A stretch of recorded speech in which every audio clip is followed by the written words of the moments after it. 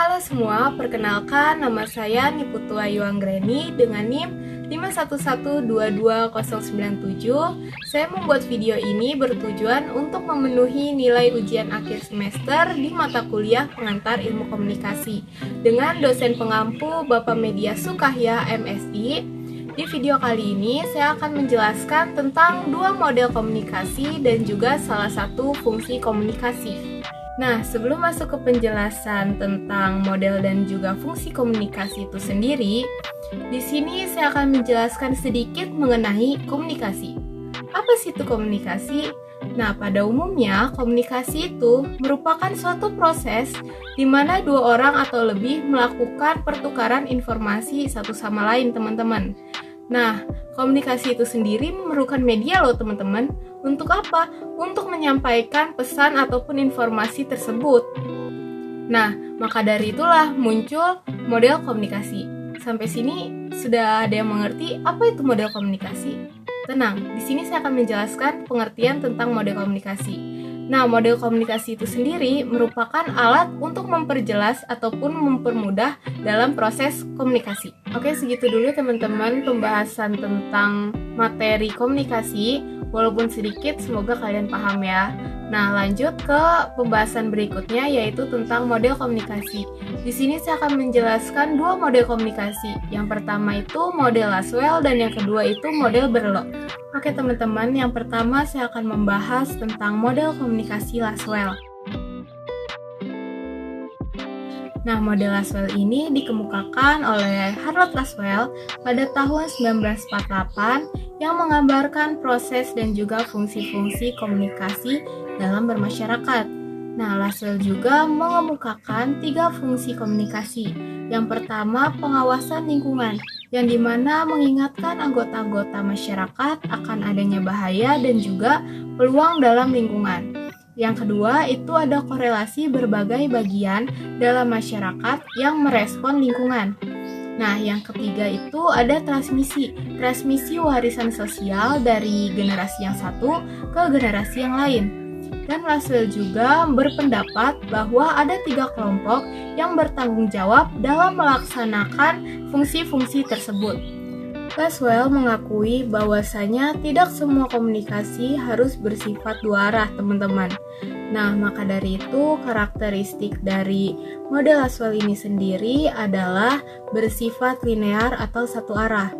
Nah, maksud satu arah di sini adalah komunikator yang berperan aktif dalam menyampaikan suatu pesan, sedangkan komunikan hanya menerima pesan dari komunikator tanpa memberikan umpan balik. Maka dari itu, model Lasswell ini dikritik karena mengisyaratkan kehadiran komunikator dan juga memberikan pesan yang bertujuan. Dan juga model Lasswell ini dianggap menyederhanakan suatu masalah. Nah, model Lasswell ini diterapkan di komunikasi massa, teman-teman. Misalnya di radio, televisi, handphone, dan lain-lain. Nah, model Lasswell menggunakan 5 pertanyaan yang perlu ditanya dan juga dijawab untuk melihat proses komunikasi. Nah, 5 pertanyaan tersebut yaitu yang pertama ada who atau siapa. Who di sini dalam konteks siapa yang ingin memulai komunikasi terlebih dahulu.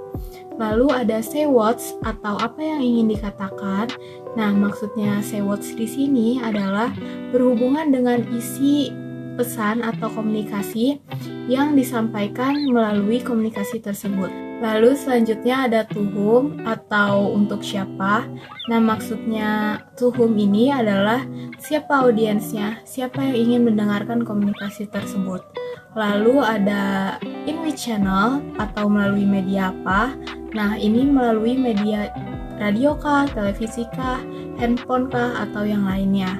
Lalu yang terakhir ada what's effect atau efek dari komunikasi tersebut itu apa. Nah, maksudnya di sini adalah hasil dari komunikasi itu apa tujuan dalam berkomunikasi itu. Nah, selanjutnya saya akan membahas tentang model komunikasi Berlo. Nah, model Berlo ini dikemukakan oleh David K. Berlo pada tahun 1960. Nah, model Berlo ini dikenal dengan model SMCR yang kepanjangan dari source artinya sumber, Message artinya pesan, channel artinya saluran, dan receiver artinya penerima. Menurut model Berlo, sumber dan juga penerima pesan itu dipengaruhi oleh faktor-faktor keterampilan komunikasi, lalu sikap, lalu pengetahuan, sosial sistem, dan juga budaya.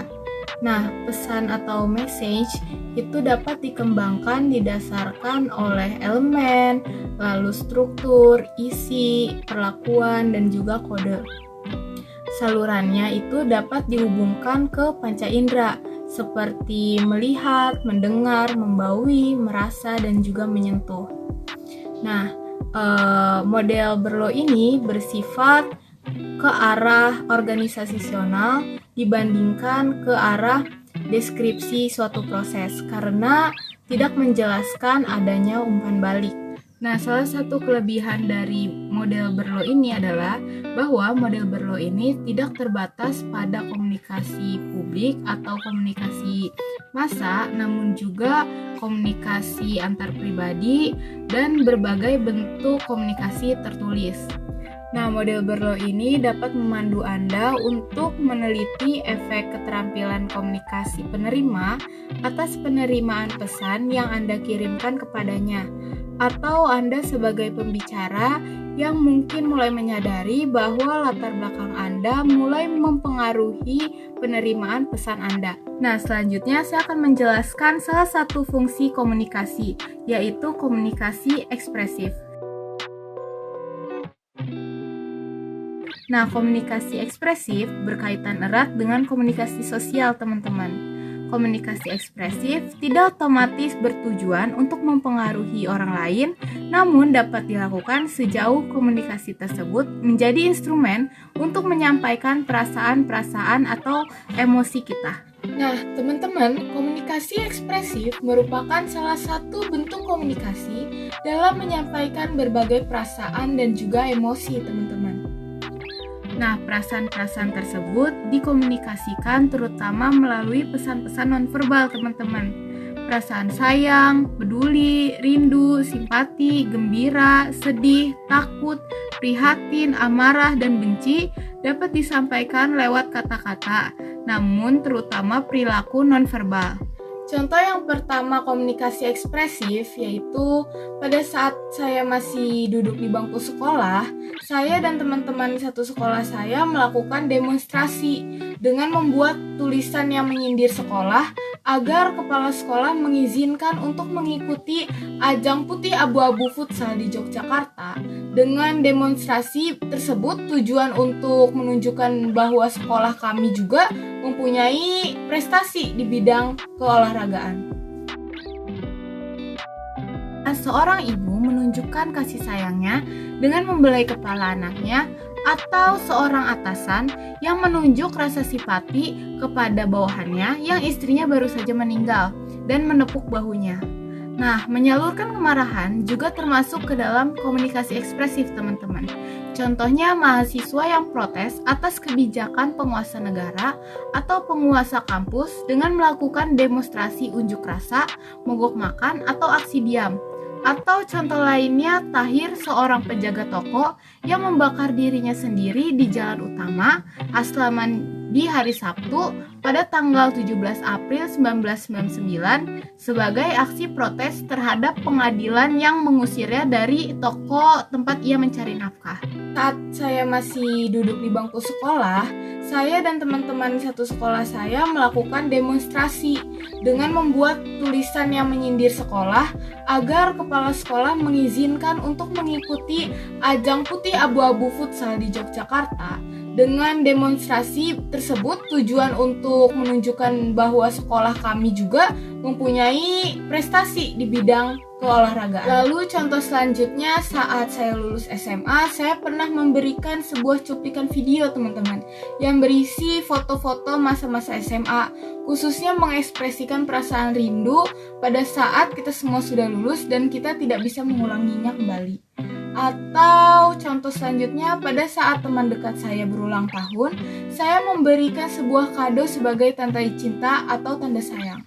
Lalu contoh yang terakhir itu adalah saya mempunyai hobi menggambar, teman-teman. Dengan hobi tersebut, saya bisa mengekspresikan perasaan saya lewat gambaran tersebut. Contohnya, saya sedang menggambar sebuah wanita yang sedang menangis. Lewat gambaran tersebut, saya menggambarkan perasaan saya yang sedang sedih, teman-teman. Nah, jadi itu saja yang bisa saya jelaskan di video ini. Bila ada kekurangan dan kesalahan, mohon maaf. Sekian dari saya, terima kasih.